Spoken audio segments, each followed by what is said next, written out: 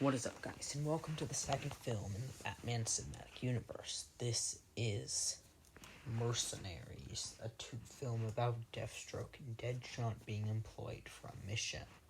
If you are enjoying this, be sure to like, subscribe, share, and comment. Without the way, let's get into it. We close in on a small village. Life is good, as Floyd Lawton plays with his 8-year-old daughter. This first portion of the film will introduce our characters, which are, of course, Floyd, his daughter, and his best friend when he was a kid, of course, Slade Wilson. Floyd was raised by his father, who was a kind and caring man, but also a military general, who got most of his skills from being a part of the military, which he's always trying to get Floyd to enlist in order to become stronger. By the time he was an adult, his father died. And eventually, Floyd has tried to take care of his daughter. Floyd is similar to his father, as most of his personality is devoted to a military general. He has wanted to join the military for so long, but he hasn't because his responsibilities are with his daughter, who he truly loves. Floyd growing up in a hostile environment allowed him to fully understand his talents. He knows that anything he holds can be a weapon. He's trained with firearms and pistols and is prepared to take down his opponents, whatever it takes. Whereas Slade, as long as Floyd had known him when they became friends as children, was the complete opposite. He only believed in fighting in the battle in front of him. He was completely robbed of emotions and didn't have any. The only thing he cared about was finishing the task ahead of him. Slade will have already enlisted in several martial arts classes at a young age, and he will even be able to hone most of his skills to survive in harsh environments. He already taught himself discipline, and Floyd would be sort of envious of Slade at a young age, as he was everything he didn't have.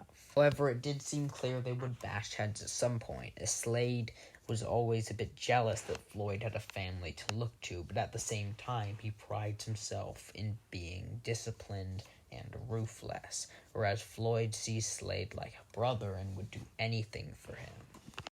Eventually, all the disagreements they had would cause them to bash heads.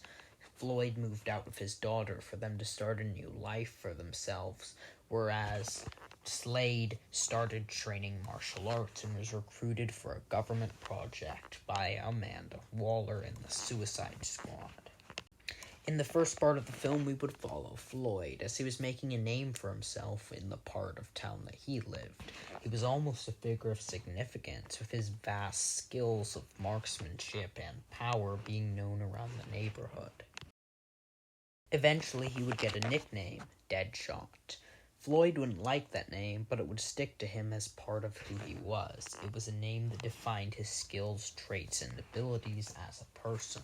One of our first scenes of Floyd in the modern day would be of him taking down a rogue gun runner who was endangering the people, but he used his skills of marksmanship to take this figure down and save the people, earning their trust. We then cut to Slade and learned what he did. This will tie into the first Batman film, as we learned that he was recruited by the government to assist in several of their off-books mission. The government at this point had some forces that were a bit corrupt, and Slade served as the master assassin of Deathstroke, carrying out orders and even murdering some people on the government's behalf. He was so good at his job that they came up with a nickname for him, Deathstroke, the Master Killer, as he was the best at what he did, and people feared him.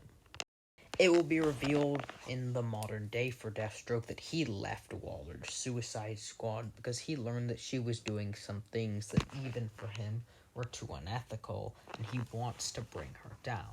Waller will be the main antagonist of this film, as she is shown to only have her best interests at heart.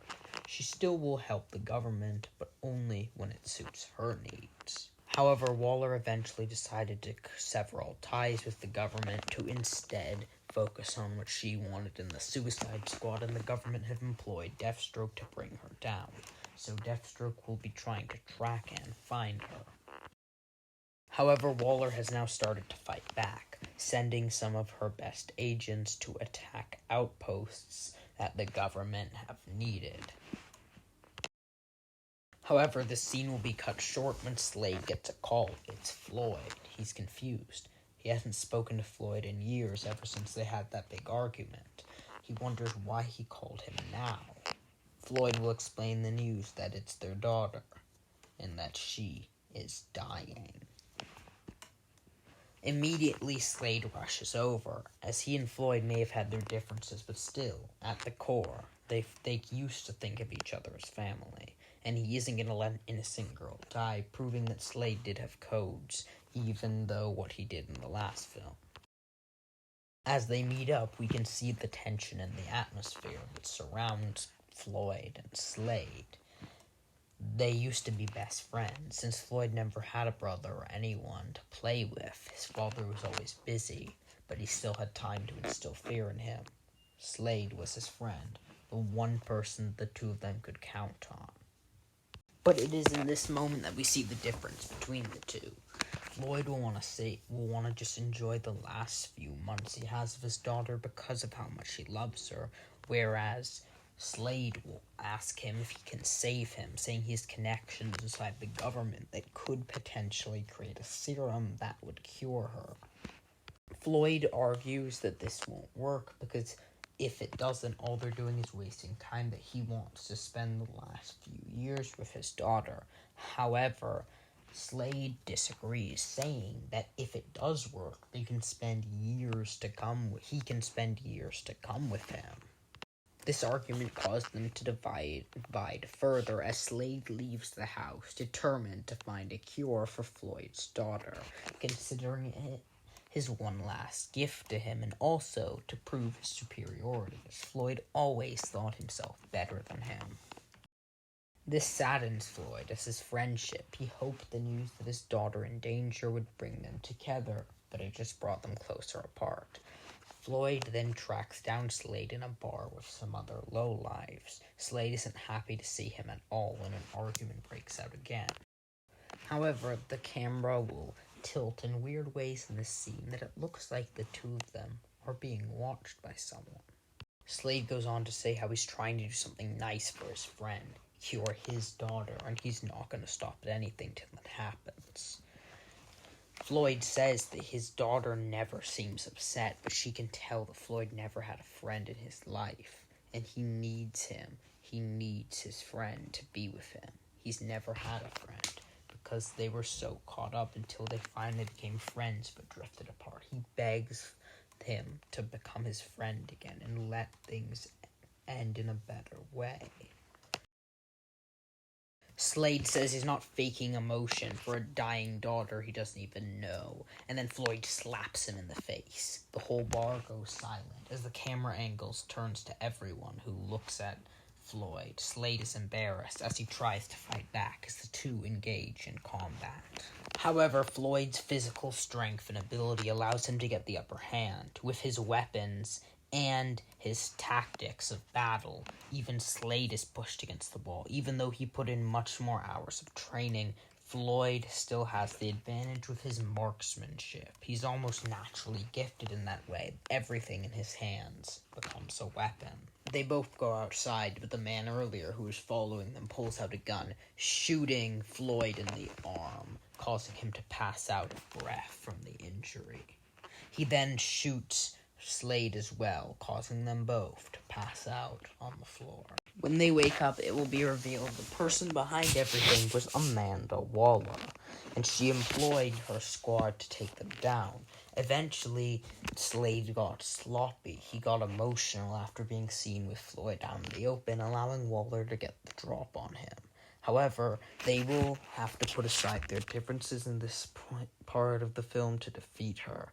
So, Slade and Floyd end up combining their forces to defeat Waller.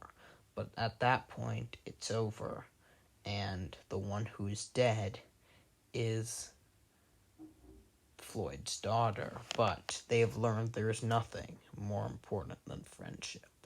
They both split up, as we cut to then a post-credit scene, where a plane opens in New York, and finally in Gotham, the one who arrives in Gotham City is Floyd Lawden.